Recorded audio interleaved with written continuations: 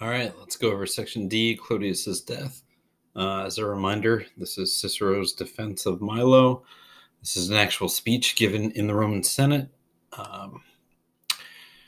during the trial of Milo. As a recap, Cicero is trying to make Milo obviously look innocent. He's saying that he was defending himself and that his servants were acting on his behalf. So he obviously needs to address the elephant in the room, which is that Clodius is dead. So how did Clodius die? So let's take a look at what Cicero says. He says, and they give this to you, of those slaves who, this part gets a little weird here, but who fuerant were. So it was tough to get that form. It's from the verb to be. Third principal part is fui.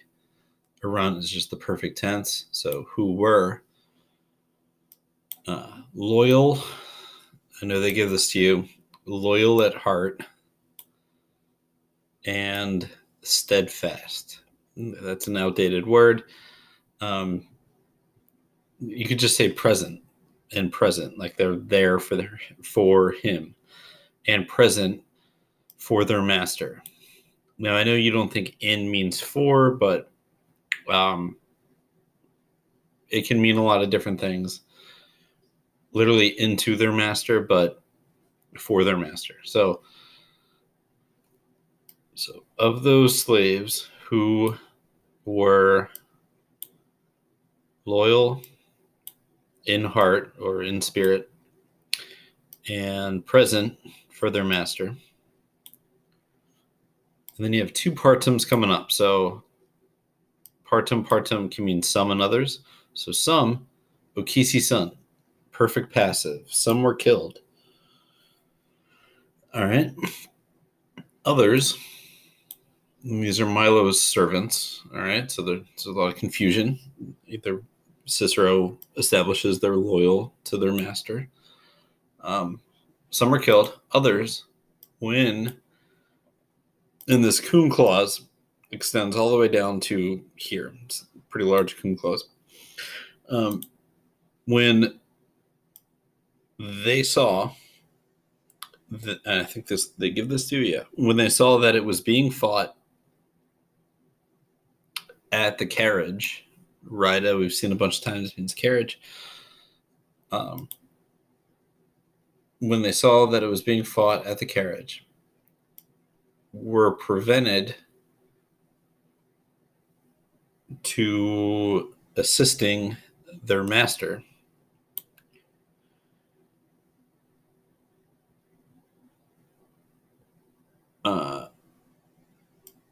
And they heard that Milo was killed. Okisum is missing the esse. It's an indirect statement. All right. They heard that there's no word for that here. It's assumed. And they heard that Milo was killed or had been killed, would be better, from Clodius himself. So according to Cicero, Clodius was saying that Milo was killed. Right? Milo wasn't killed, but his servants, in the confusion, apparently thought that he was killed. So heard that Milo was killed from Clodius himself, and then re vera, like, you can just translate that as really, and really thought it, and truly thought it. And then here comes Cicero's admission of what happened. The servi Milonis, the slaves of Milo, fecerunt id, did it. Now, we know some basic vocab in Latin. Cicero obviously knows a lot of more words than we do, but he uses the most basic vocabulary that you could possibly do when he admits that Clodius was indeed killed, which everybody knows, by the servants of Milo. And this statement right here is the statement. And it's really elementary, like basic grammar. The servants of Milo did it. All right. And so he never says that they killed Clodius. He never specifically uses words for murder or kill. He just says they did it. Like we use facio, for a do now. Fecurant, they did it. It. All right. So, of course, he's being as vague as possible. He does not want to draw any attention to the fact that what everybody knows to be true, that the servants of Milo, they killed Clodius. So he leads you in, but he admits, and then he goes into it. He says, you know what? For I will say, in decom, this AM ending is one of the toughest endings to get in Latin. It is future tense for third conjugation and fourth conjugation verbs. I will. It's like the bo bis bit. It's essentially bo, but for third and fourth conjugation. For I will say, and to give you a little bit of help here, just a little bit of help. For I will say, not, or for I will say, we can fit the aperte in here. For I will say openly, not for the sake of, we've seen causa and the ablative mean for the sake of, for I will say openly, not for the sake of derivandi criminis, and that's a gerundive phrase of diverting the charge or of shifting the accusation. But as it was done, meaning like this happened. Like I'm not trying to say it didn't happen, and I'm not trying to say it didn't happen for the purpose of getting away from the accusation. But, and this is a clever rhetorical technique, when you say that you're not doing something, but you actually are doing something, like he intentionally was vague here, but then he's saying like, look, I'm not being vague for the purpose of avoiding the accusation. It's just what happened. But he is being vague. So this is why even people today study Cicero. He really laid the groundwork for a lot of pretty clever argumentative and rhetorical strategies. But anyway, so for I will say openly, not for the sake of shifting the accusation, but as it was done. And then you get a parallel structure here. Neck, neck, neck. Neither, and this is an ablative absolute, neither with the domino, the master, neither with the master imperante, neither with the master commanding. The note says at the bidding of their master. But impero is just the verb to command or order. So neither with the master commanding or ordering, nor knowing. Scio, pretty basic Latin verb. Nor knowing, nor present.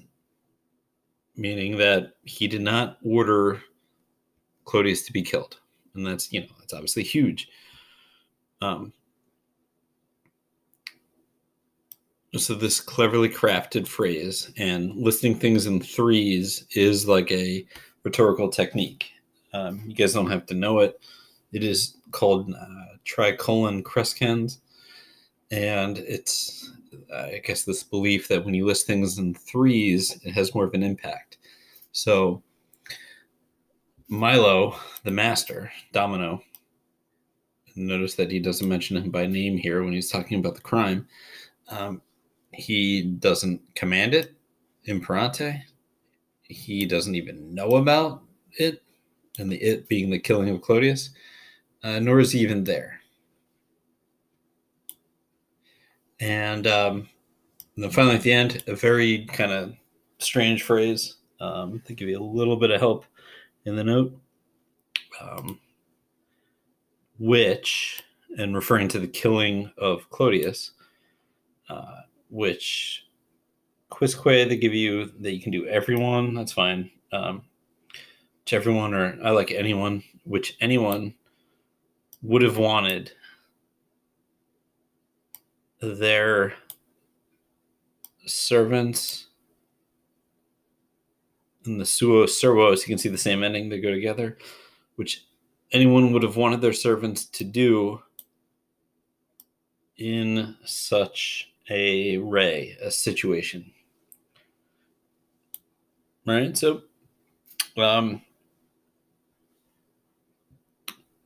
pretty clever of Cicero. He is vague about what Milo's servants did. It's all about Milo's servants. It's not about Milo.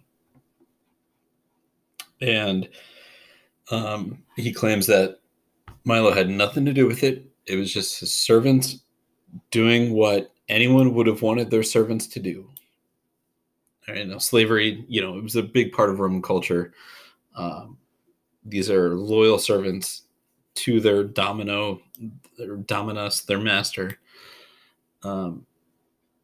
And they killed Clodius thinking that Milo was already dead. All right, pretty sound argument and pretty believable, however, not provable. All right, I think I've gone on enough. You guys are going to finish up. We're going to go back to Asconius to see what the verdict was and see how this all gets resolved. All right, hope you guys are doing well. And talk to you soon.